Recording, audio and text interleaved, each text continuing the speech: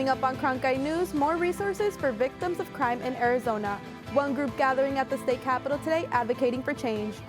Plus, a new exhibit offers a virtual look into one of the world's most historic sites.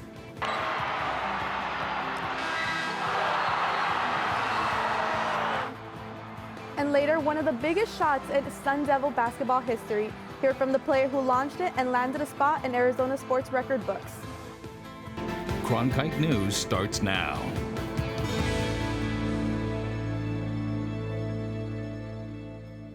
Good evening and welcome to Cronkite News on Arizona PBS. I'm Miriam Cristal Ordóñez. And I'm John Brown. Thank you for joining us. For the second year in a row, victims of crime and their families marched at the Arizona State Capitol. They hope to shed light on the violence in our state and how lawmakers can help victims recover. Cronkite News reporter Alyssa Munoz was at the event this morning and joins us from the Capitol. So far, Crime Survivors for Safety and Justice have paved the way for victims, but they say there's still more to be done. They want the legislature to provide funding for 3 years for a pilot program that would help with healing. What do we want? Healing! When do we want it? Now! People with different experiences all came together for the same purpose, to urge legislators to fund a trauma recovery center. Advocates say by following the footsteps of other states, a trauma center could be a solution to help find closure and a big step into preventing a crime cycle. Through the legislation HB 2612, it will provide the necessary funding to pilot a trauma recovery center pilot program so survivors can get the support and help that they need to heal, so that communities can build the infrastructure that they need for victim services, mental health, and community healing. Christy Stanford lost her husband to gun violence more than 2 years ago and still feels his absence. There's not a day that goes by that I don't miss my husband. He was my best friend. And his murder is still, nobody knows who murdered him. There's no suspects, no witnesses, and there's no motive.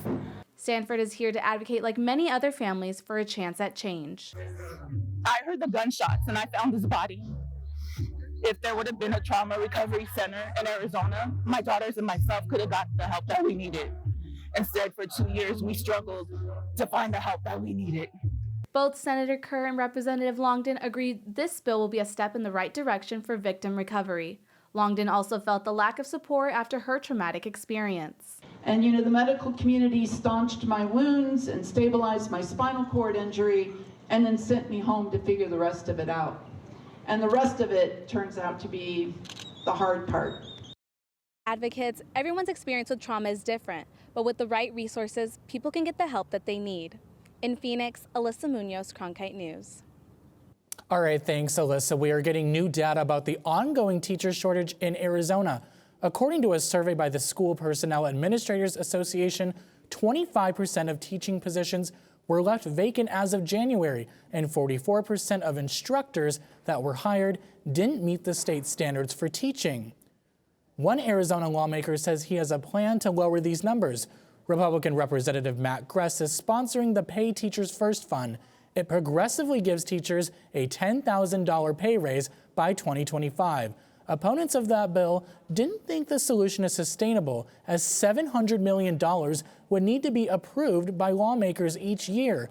The bill still has a long way to go before it becomes a law. It just passed the House Appropriations Committee along party lines last week. Governor Katie Hobbs has vetoed legislation that would have cut Arizona's rental tax, claiming it didn't ensure financial relief for tenants. I talked with people on both sides of the issue to see what they hope to see next for renters. Hobbs says the bill didn't guarantee a financial benefit for renters and could face legal challenges. In a press release, the governor says, "I appreciate the legislators' interest in addressing rising housing costs, particularly for renters. Lowering costs for Arizona families is a priority of my administration. Unfortunately, this bill suffers from 2 important defects at this time." Republican lawmakers criticized Hobbs, saying she is not doing enough to address inflation. We have a request for a meeting with the governor's office. Our phones are on, our doors are open. We are looking at a number of pathways to make sure that we can still get this done this year. Ryan Winkle of the Arizona Fair Housing Center believes there are better options to help struggling Arizonans. I think if they were to rewrite something and it was an Inflation Relief Act. It should come out in services direct to people and direct to businesses, and possibly through organizations that are on the ground. Winkle also says lawmakers must get in touch with the community more often to understand their needs. I think that if more senators and representatives and city officials actually got out and walked around their neighborhoods and asked questions, which they don't do. The bill would have prohibited cities from levying a rental tax. The legislation attempted to compensate cities by allocating money out of the state general fund.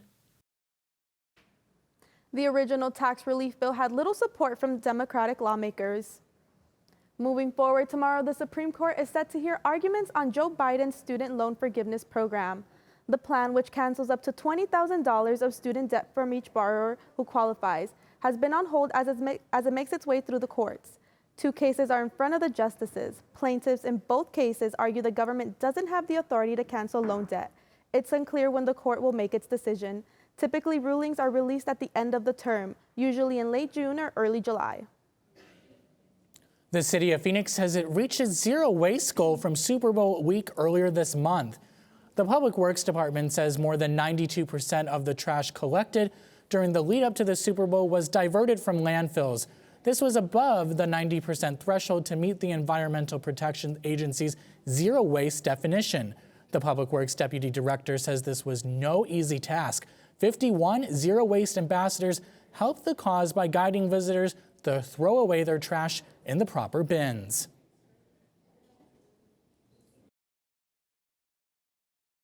We were very excited, and then that 92% was all-encompassing, so it was our food waste, it was our trash, it was our recycle, but a majority of the material that we were able to divert was recycle, and about 12 tons was food waste that we were able to process through our depackager.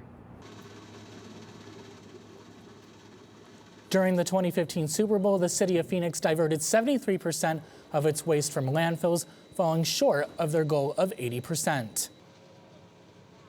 Still ahead, entire neighborhoods ripped apart by severe weather. Mother Nature creating damage from coast to coast, and we're tracking where the storm is heading next.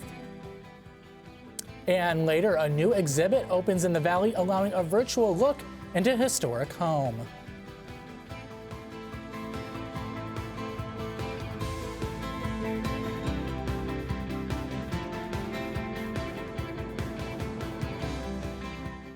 Cronkite News provides students at ASU's Walter Cronkite School of Journalism with the opportunity to gain real-world experience in the newsroom.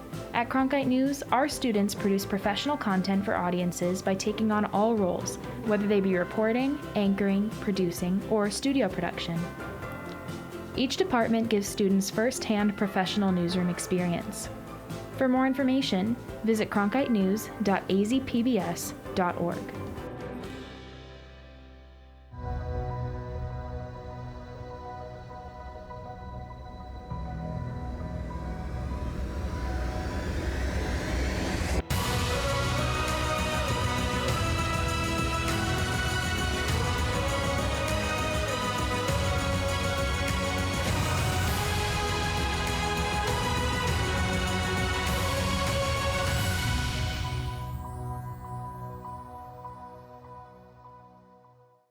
That way the flavors will marry nicely. Can you tell me what I'm looking at? I'm not looking for love, I'm looking for cookies. And there's still places to discover. It just absorbs you. You can make this at home if you can't find it. I will continue to eat and drink until you get here. Get here fast. Cheers. Cheers. Oh, look at that. Oh, doesn't that look good? We are going to be eating well. It does work. It does. We got a happy little sky. We're just getting started.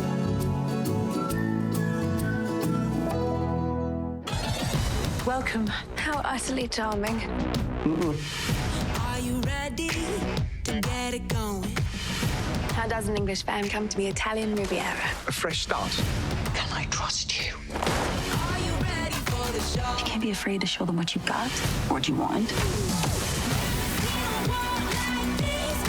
Are we having a party? Of course, the more the merrier. I love this place. It's my home now. Trouble in paradise. I can't do it on my own.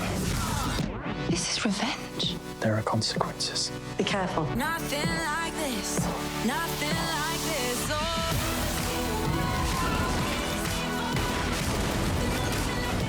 Oh. You look like you need rescuing. Don't we all? What is it that you want? I just want to let go. I choose how I live. There is the passion that I've been looking for.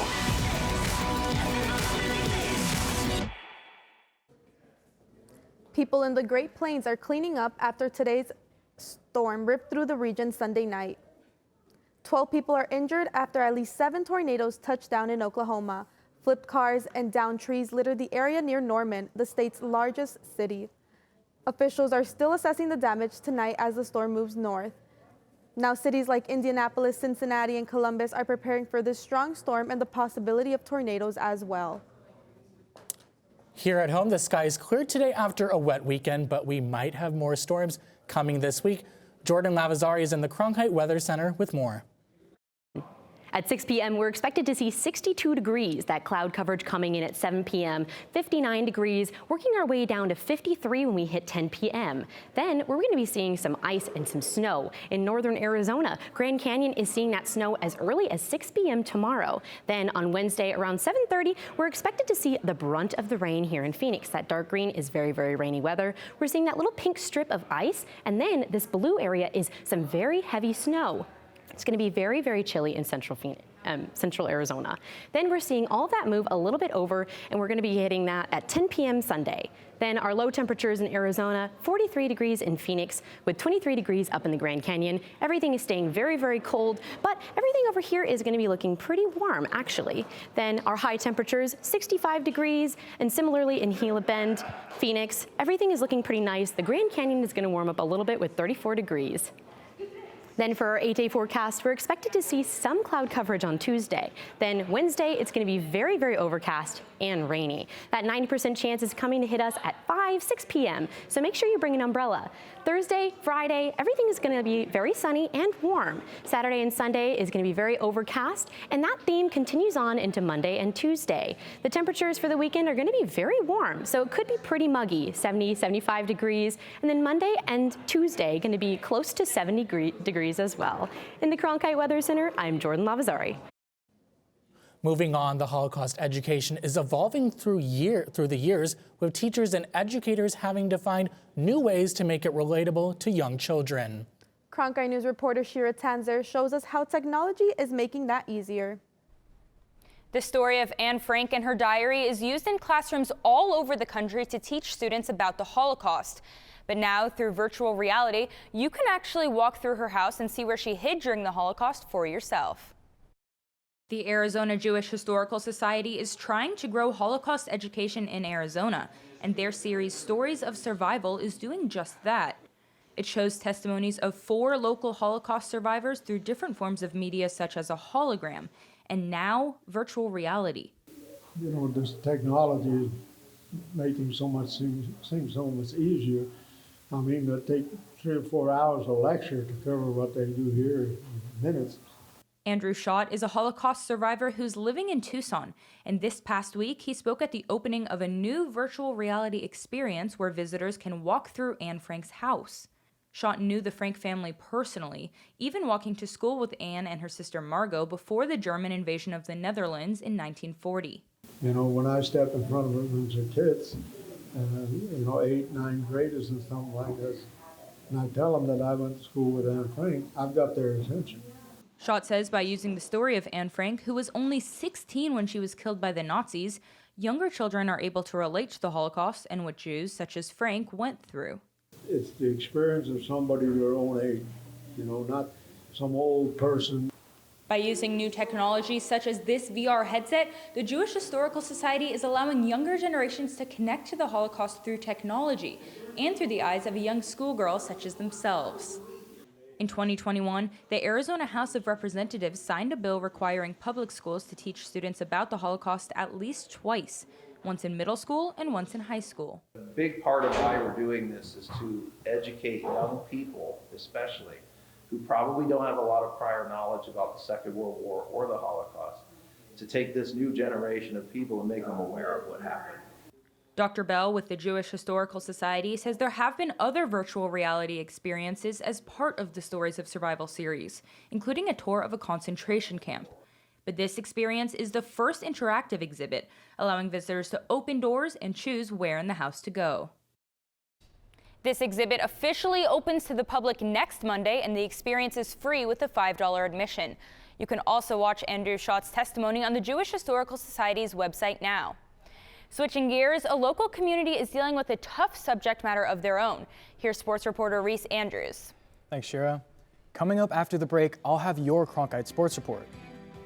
The Millennium High School girls basketball team is battling through a school tragedy as they advance through the playoffs.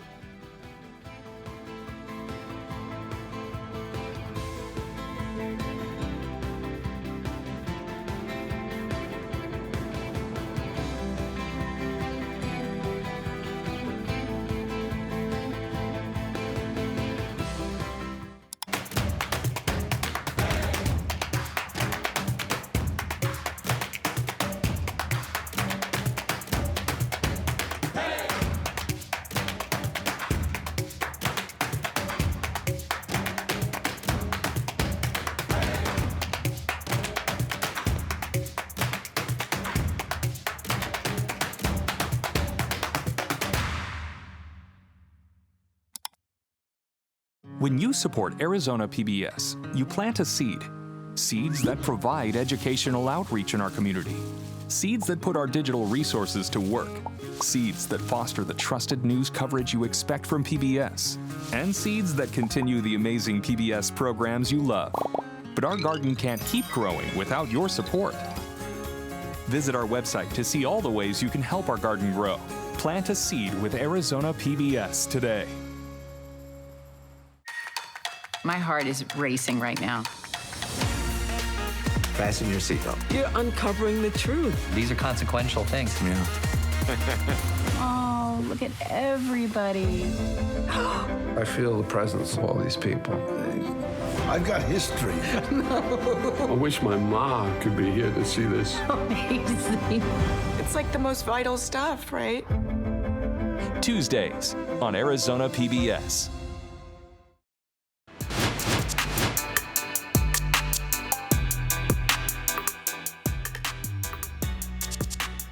Welcome back to the Cronkite Sports Report. I'm Reese Andrews.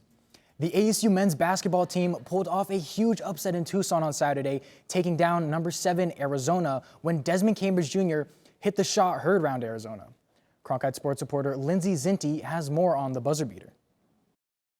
The number 7 ranked Arizona Wildcats face defeat as Arizona State guard Desmond Cambridge Jr. scores what could be the buzzer beater of the year.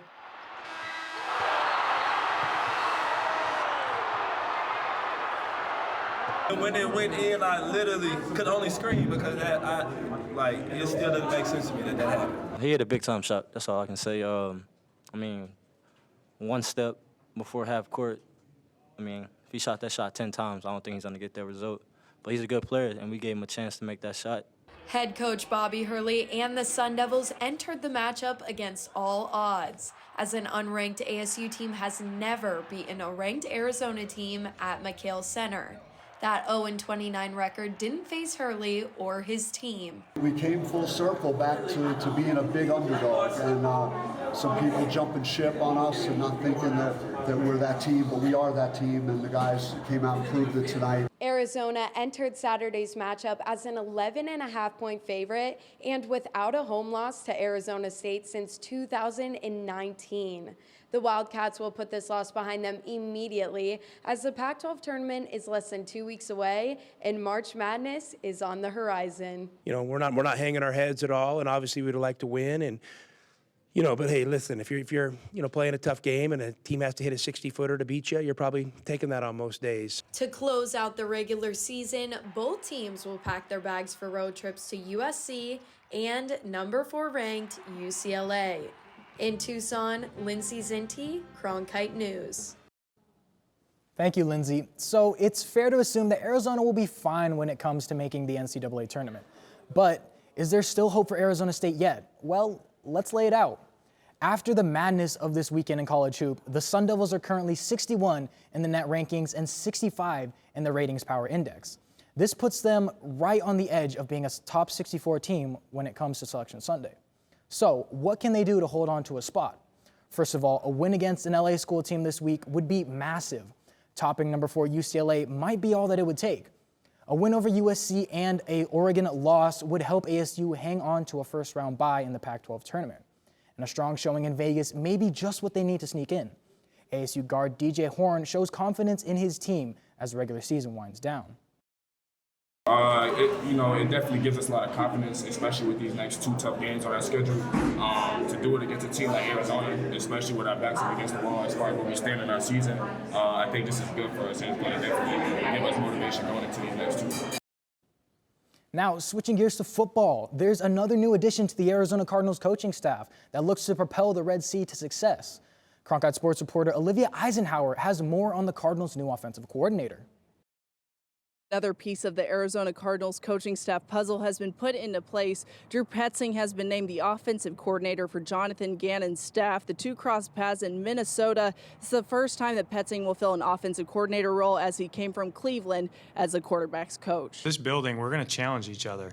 That's the whole thing about growth mindset, and you've heard me talk about capacity and character.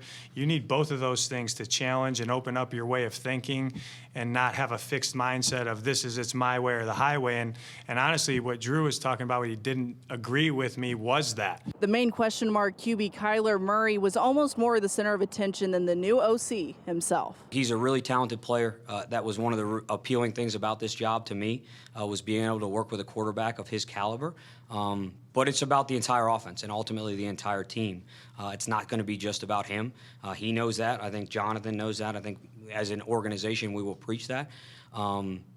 We need to build a great offense and a great defense and a great special teams unit to go out and be successful. I think that's going to be really the focus as we head into the season. As far as the QB's return, Gannon said that he is on track, but he didn't want to put an exact timetable on his return. Another key to the offense, D-Hop DeAndre Hopkins has not spoken to the new coaching staff yet. Reporting from Tempe, Olivia Eisenhower, Cronkite Sports.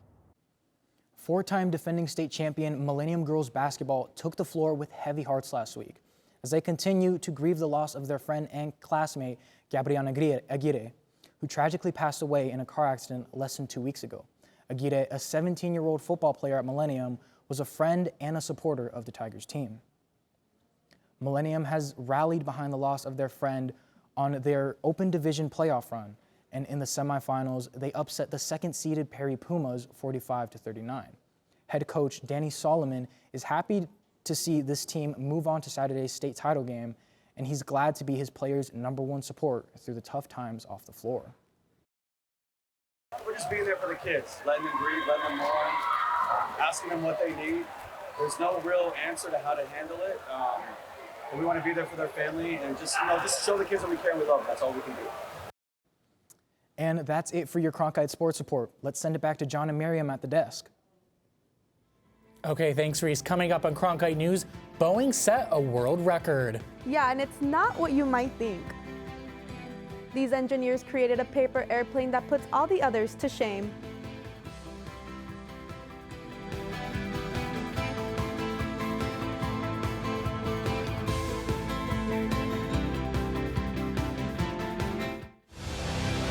Now streaming on the PBS app, the definitive collection of documentaries from award-winning filmmaker Ken Burns. Hemingway, the man, is much more interesting than the myth. It is a story that Americans have to reckon with. He's got my job. I'm the town. Discover over 40 groundbreaking films that bring our history to life. Stream the Ken Burns collection now with Passport on the PBS app.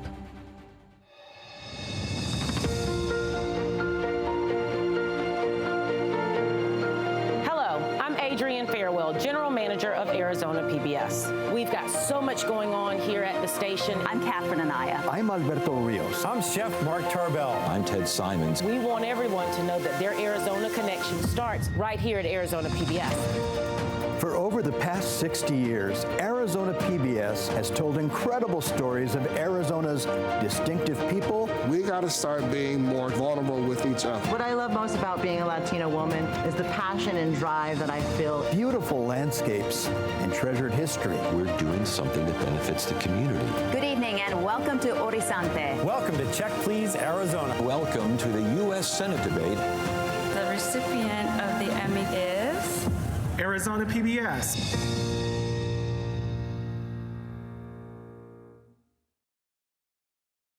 The Walter Cronkite School of Journalism and Mass Communication's Phoenix Sports Bureau provides students with hands-on learning experiences and opportunities in sports journalism. From covering local high schools, colleges, and the pros, students get the opportunity to go live from our Facebook shows covering local, collegiate, and pro sports in the Valley. From digital reporting, broadcast, social media, and producing, there's opportunities for all. For more, go to cronkitenews.azpbs.org. Welcome back. A new aircraft from Boeing is one for the record books, but it's not what you might expect. Boeing engineers just set the record for the farthest plane by a paper airplane. The plane took 20 minutes to fold as the group made sure to get every little detail right. They made it as heavy as possible to pick up the most momentum. All of the planning and preparation paid off. With one giant heave, the plane soared a whopping 290 feet. That's nearly the length of a football field, and it set the Guinness World Record for the longest flight. That's it for Cronkite News tonight. Thanks for joining us. For top Arizona stories anytime, go to cronkitenews.azpbs.org.